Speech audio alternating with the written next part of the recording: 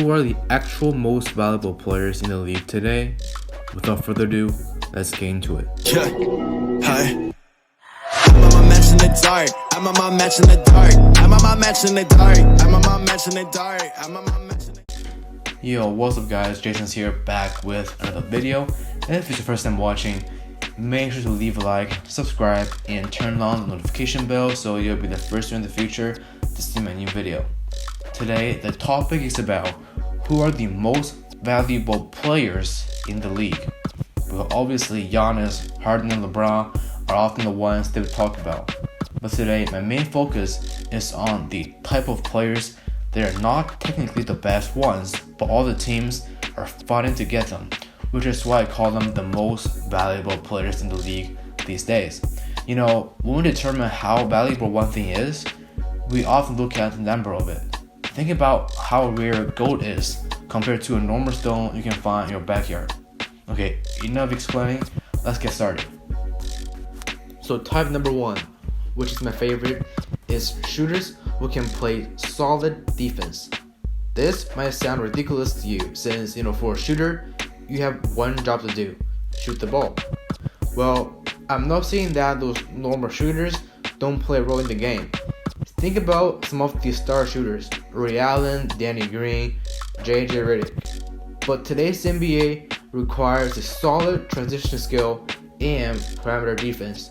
Normally, shooters is one of the positions that often get attacked on offense since their defensive ability is relatively low, which is often why teams use them at a specific time of the game. Back into it.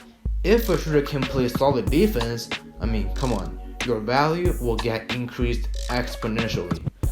One of my favorite players that fits this type is Klay Thompson because of these following reasons. Number 1, I think everyone agrees with me. Klay Thompson at this current point is definitely the top 5 shooters out there. His 3-point percentage never drops below 40%. Number 2, he doesn't need the ball in his hand, which basically means that he can fit into every team's chemistry. Number 3, elite defensive skill. I barely see any shooters who play defense like Klay Thompson. Chase down block, steal, lockup is often what we see when Klay is on the court.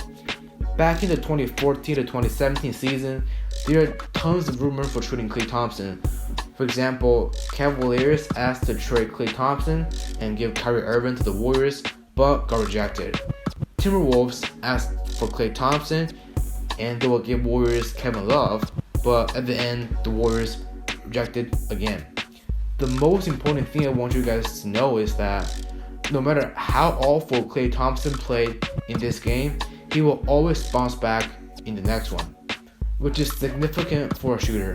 In conclusion, there are tens and thousands of shooters out there, but the ones who can play solid defense will always be the spotlight of the public.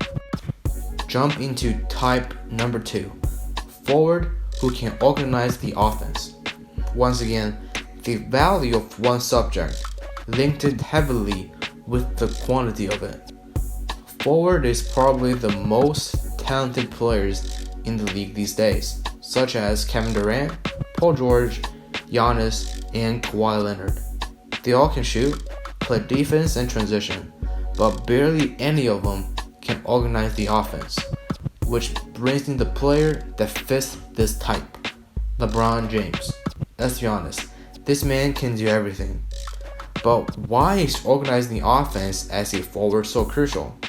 One of the biggest reasons is that those shorter players that used to be the organizer of offense, even though they got solid handle, speed, and agility, but one of the significant drawbacks is court vision.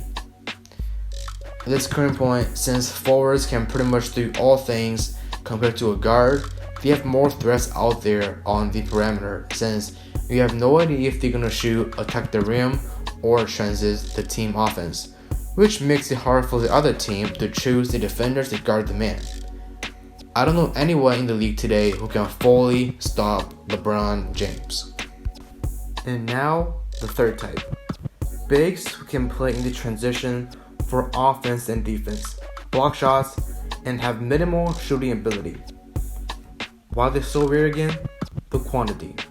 Think about some of the best bigs out there: Joel Embiid, Nikola Jokic, Andrew Drummond, Blake Griffin.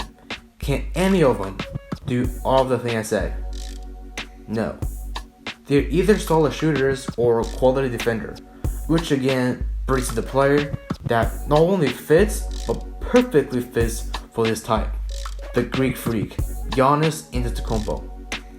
Giannis is 6'11", so yes, he does count as a big. When we talk about Giannis, what comes to our mind is slamming the ball into the basket in a fast break, clean block on the opponent who tries to attack their paint, and sometimes for a three-pointer and mid-range here and there. Unsurprisingly, Giannis was the MVP last year, which again proves my point. So these three types get to my final point of today's video. As time progresses, the trending player in the league is getting more versatile. Think about the NBA back in the 90s, where Larry Bird is known for his shooting ability, Shaq is the dominant in the paint, Dennis Rodman has the smell for the rebound. Well, I'm not saying that these players are bad, they will always be the legend of the game. In today's NBA, you will find one spot on the roster if you're the best in one area. But in order for you to be the top 3 players, you have to be the most well-rounded player. It is really interesting that some of these players are not the most paid athlete, but create the most amount of value. So this wraps up the video. If you enjoy it, please leave a like, subscribe, and follow me on Instagram. The link will be in the description down below.